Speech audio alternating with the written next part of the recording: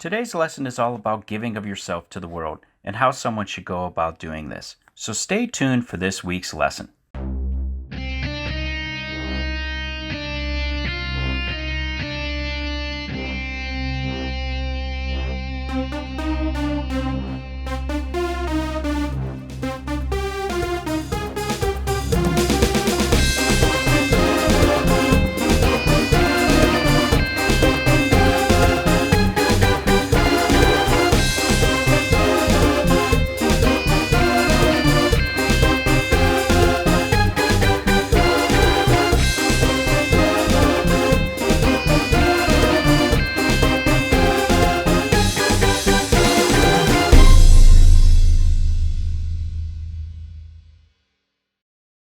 For this portion of the year, we are focusing on giving ourselves to the world. But how does someone actually give of themselves?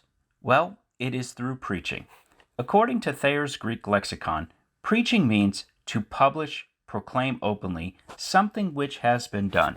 In simple terms, it means to proclaim something.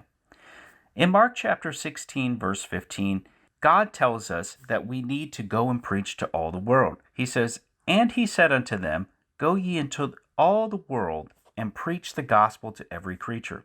God commands us to tell everyone about the good news, that Jesus has come to seek and to save those which are lost. So how do we go about preaching or proclaiming this? Do we yell? Run up to people and tell them? What do we actually do? Well, actually it is much more simple than that. We tell our testimony. A testimony is a formal written or spoken statement, especially one given in a court of law. It is evidence or proof provided by the existence or appearance of something.